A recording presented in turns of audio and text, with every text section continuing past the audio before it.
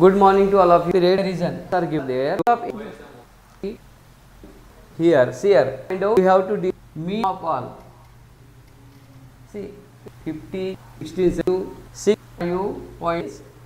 Missions are 30. Observation. Plus observation to add this. 12 plus 28 plus 5. And therefore, B as in the exam. Every is less. Question 70 find out the mean. Okay. But we have to use what is the formula for mean? Mean equal to sum of all observations. Sum of all observations. Divide 8 found all this is given plus 8 12. Will x equal to mean it is given. Write down x we cannot add. Okay, because in become is 48. I am taking one by one question of 7 and here the mean of what is our formula? Mean equal to 15. D. We have to taking question if 15 equal to sum of sum express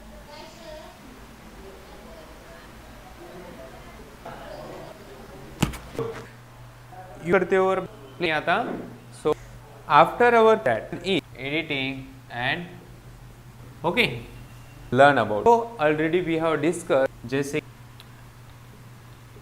you can see here are the columns, right?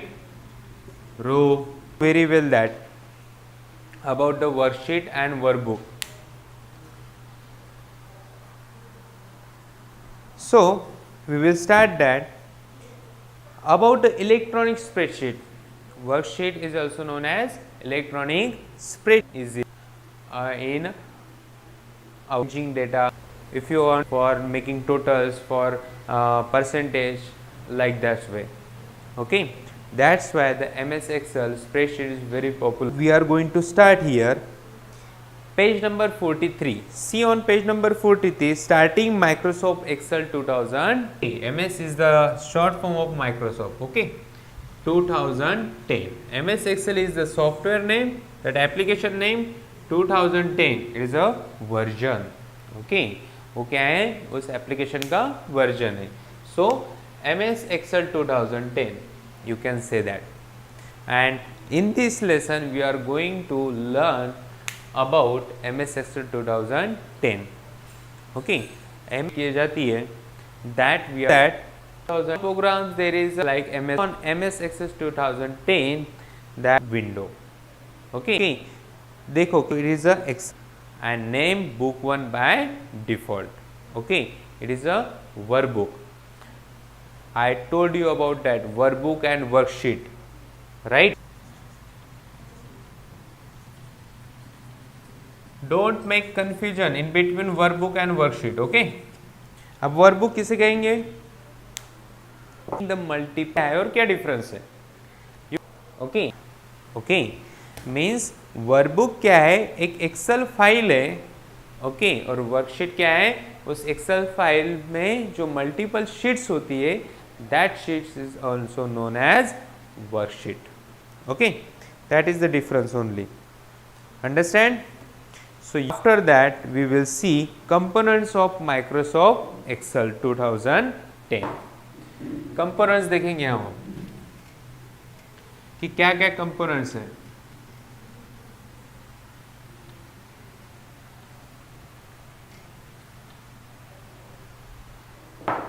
Components of Microsoft Excel 2010.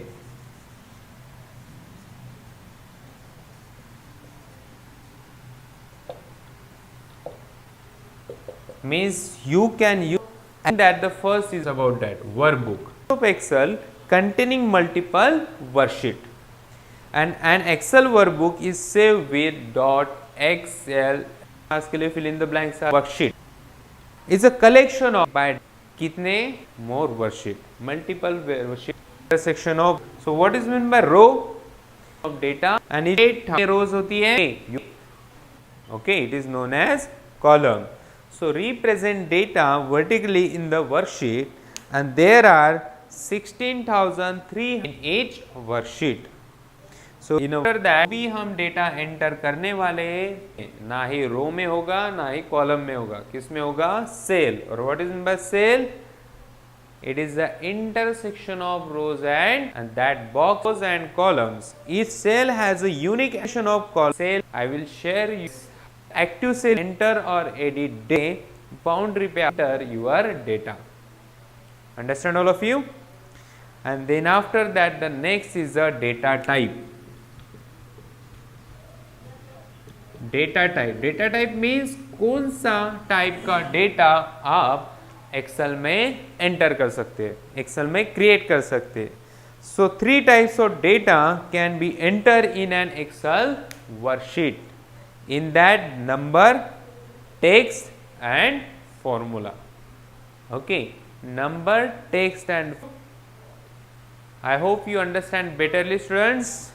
Tomorrow again I will revise and then we will start the next topic. Okay, but due to time limit we will end here today's period. See you guys tomorrow. Bye. Have a good day and take care.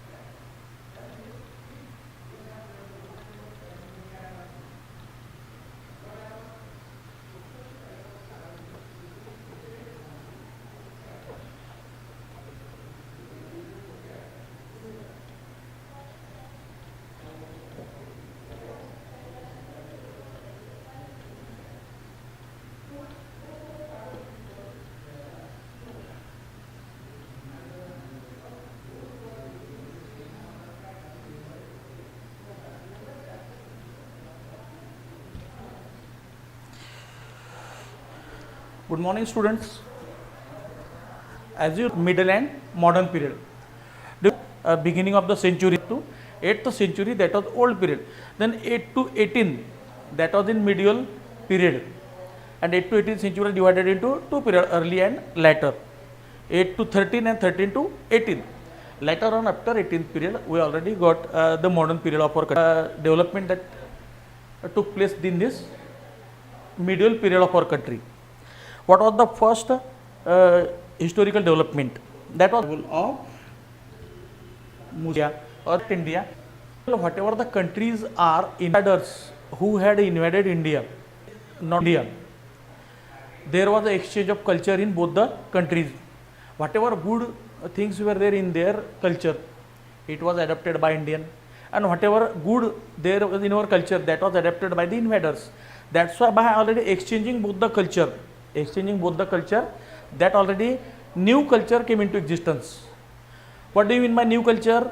Or do you get it now? Whatever was known as Indian modern culture or Indian culture, there was already the interaction in northern India and south India also regarding some of the moments, whatever the moment took place in India, right? And it was very much important for these people for the growth of new culture in our country. Most second one, that Muslim dynasties, first arrival of Muslims, and there was a exchange of culture,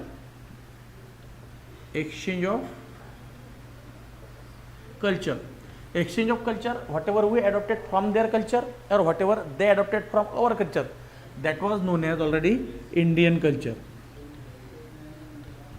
That was known as new culture came into existence, that was known as Indian culture. It was the first major historical development.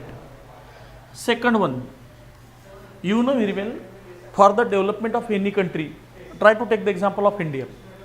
For the long time, when that government is already ruling there for a long time, the people in the government or the authorities are getting more time for the development of the country.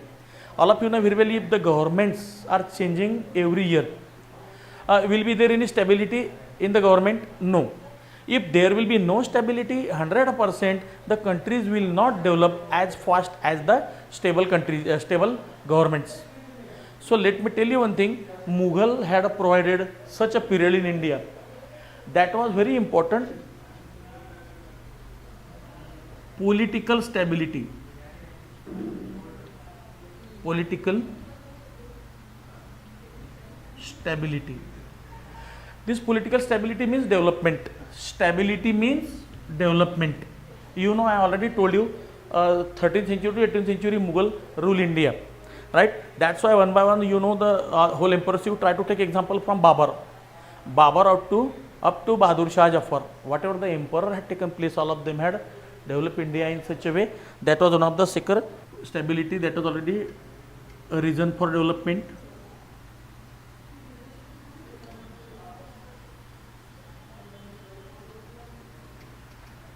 During this period, there was third major historical development. That was a trade took place. So they are saying something. Yes.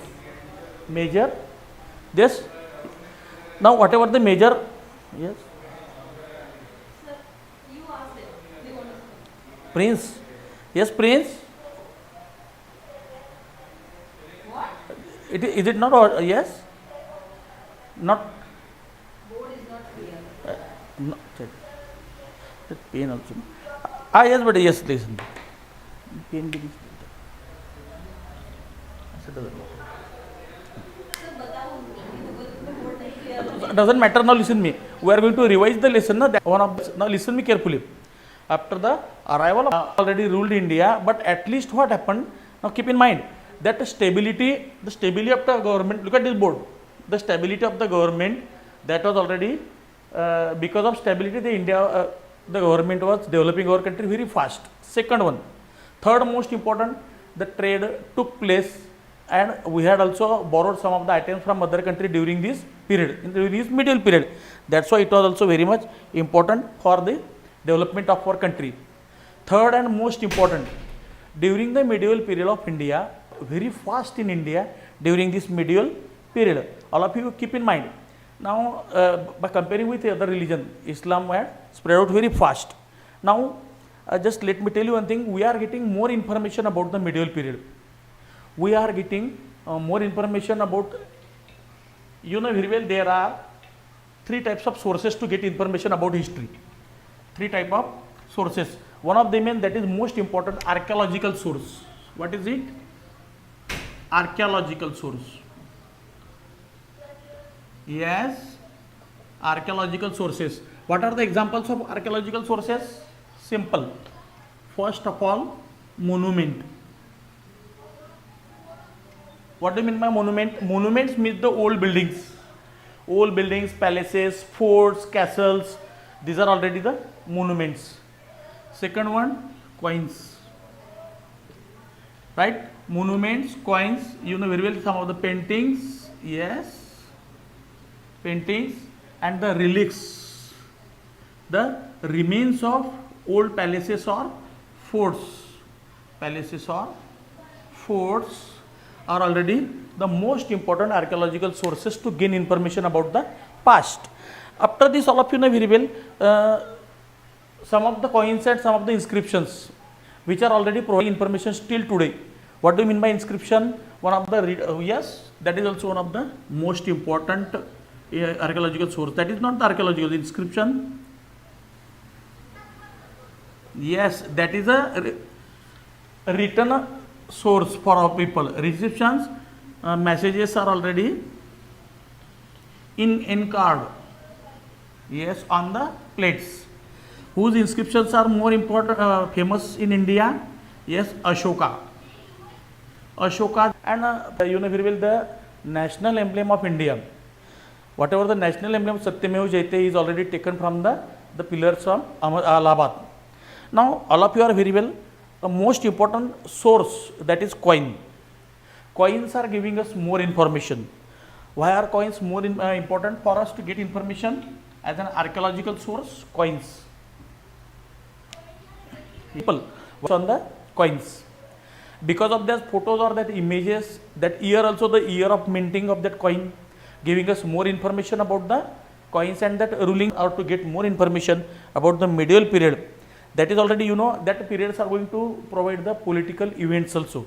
Political events, and they are getting the year there. The reference of the year means we are getting three information from it. Who was the king? By already looking at the photo, at the image. Second one, when did he mint this coin? Because year is already written there below the picture. And on the second side, they are going to already carved one of the national or national deity for them, god or goddesses, whatever the goddesses they were worshipping in that particular period. That's why some people are going to study the coins, the study of particular coins, that is already titled under one of the book, the coins. And almost all inscriptions are giving information about the king and about their deeds, whatever they had done for that people in the country.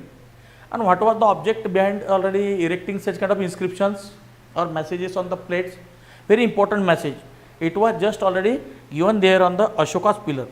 Now you know very well that was quite different for the people just to get such information, right? You know very well the people of coming generation, should get information about this. That's why they have already written information on these inscriptions. Now there might be one question for you. Why did such kings erect such inscriptions or pillars? Yes. So what is the answer of this question? Just to get the information or to know the coming generation, whatever they had already done for the people in their country, that's why they are erecting such inscriptions. And the most important, that is last one, literary sources. What are the literary sources? Literary sources means written record. All of you know very well, you are already able to gain information. Nowadays various sources are there to gain information, right? In our surrounding there are various sources, but in the old time there was most important source, and that was a book. People were getting information from the book and the written record. That was known as literary source. What are the examples of literary source? Especially the chronicles. Chronicle, it means one of the diary. That diary which was written by sitting in the court of the king, that was known as chronicle. And the person who was writing that diary, that was chronicler. Who was writing this kind of diaries by sitting in the court? Yes, travelers. Many travelers had visited India, and during their visit they were sitting in the court of the king and they were writing such informations. That was known as chronicle. Paper was easily available during this period, but already you know which country has already discovered paper? China. So paper was easily available, and such people were trying to utilize it. They were writing most of the events in this period on the paper by sitting in the court of the king, to do chronicles. Now literary sources including court historians. So, some of the kings had appointed one particular person to write down all these things in one of the diary. That historians nowadays, that writing of that historian is very much important to gain information of their courts. You read so many stories of Akbar and Birbal and all those things, and who has written it? Yes, there Abu Fazl, one of the historian. Like this, there were different courts were there and different type of chronicles, and the diary were written by these people. What are the other examples of literary sources? The biographies, autobiographies, firmans and correspondence. What do you mean by biography? Biography means to, if you know any person in your surrounding, so write down each and everything about him, whatever you know, that is known as biography. Means to write down information about someone else, that is biography, right? If I know something about Mr. X, I will write down each and everything, that is known as biography. But if I will write down my own story means whatever but that should be including the facts. It should be on the base of fact, whatever we are writing there. So it may be good, it may be bad, but whatever the matters have taken place with you, we have to write down in one book, that is known as autobiography, which you have to write down ourselves. Another one, travelogues. What do you mean by travelogue? Travelogue means wherever you are going, you have to write down everything, whatever you had seen during your journey. Whatever you had seen during your journey, that is known as travelogue. Dear children, all of you keep in mind, while we are already writing something, all the things that should be believable, because that should be on the basis of fact that people should easily believe on it, and that is known as travelogue. Last one, correspondence, the letters. Whatever the letters were already available in the court of the king, all that letters were the proof of such a writing sources. Farman. You know very well, in the old days what happened, the kings were already giving a royal order to the courtiers, royal orders to the courtier, that was known as farman. Farman means royal order. If the king was giving any order, that was known as farman. Now that was also counted under the literary sources of our country. Now most important, chronicle. What is it? Chronicle. Chronicle is a diary or a book or a record of the rule of the kings. Chronicle, that was a diary. Chronicler, the person who was writing it. Whatever the travelers, whoever the traveler had visited India, they were sitting in the court of the king and they were writing each and everything in the diary. Right? That diary was known as chronicle. Sometimes what happened, whatever the language was known to the traveler, they were writing in that languages only. So that time Persian and Turkish languages were very famous, but they were writing in their own languages, and some of them were already taking that proof to their own countries also, right? So some of the examples are there, that is Raj Tarangini by Kallan, right? Raj Tarangini, it was one of the chronicle written by Kallan. It was the history of King of Kashmir. Raj Tarangini, one of the chronicle written by Kallan. What is it? What is there in that book? The history of King of Kashmir. Second one, Tarikh-e-Firozshahi by Ziauddin Barani, right? That was also one of the description of the history of the Sultanate of Delhi, Sultanate of Delhi till the reign of Firoz Shah Tughlaq. Tarikh-e-Farishte, it was written by Farishta, right? Which was the record of history of Delhi Sultan from the arrival of Turks.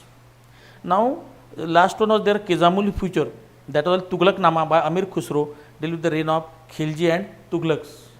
Amir Khusro was from Persia. He had visited the court and he had come from Persia. You know, because of Amir Khusro, Persian language became very famous in India, and that was easy to understand. For your kind information, let me tell you one thing. Akbar was one of emperor, last emperor of our country, but Akbar was unable to read and write. He was not able to read and write, but he had already collected the whole people together who were learned people, right? And he was getting information from that people. One of them was Abdul Razzaq. That was already very important for him. He had come from Persia and he was giving information about all those things or all religions in our country in Persian language, right? After some time, you know very well, Akbar had already converted all those things into Persian language just to listen it again and again by sitting in Ibadat Khana, right? And whatever the learned people were there around Emperor Akbar, all of that people were known as James. You know, there were 9 James in the court of Akbar. All of them were giving information about the past, right? Now dear friends, I am already told you about the biography and autobiography also. Some of the biography and autobiographies are very famous in the past. That one of the biographies there, Prithviraj Raso. Prithviraj Raso was written by Chandavardai, one of the court poet in the court of Prithviraj Chauhan. Prithviraj Chauhan, one of the emperor of our country, right? He had written each and everything about the life of Prithviraj Chauhan and about the bravery of Prithviraj Chauhan, whatever he had done. It is written in one book that is known as Prithviraj Raso. What is it? Biography of Prithviraj Chauhan, right? Humayun Nama. Humayun Nama is one of the biography written by Gulbadan Begum, right? Humayun's wife. Who was Humayun? Akbar's father, right? So that is also biography. Keep the difference in mind. If you are writing about someone else's biography and if you are writing about your own information, that is autobiography, right? Now time is not there to describe about more autobiographies, but I will explain it again in the next period in short, right? Thanks dear friends. Bye. Bye. Yes, bye. Just I would like to stop here. Yes, sir.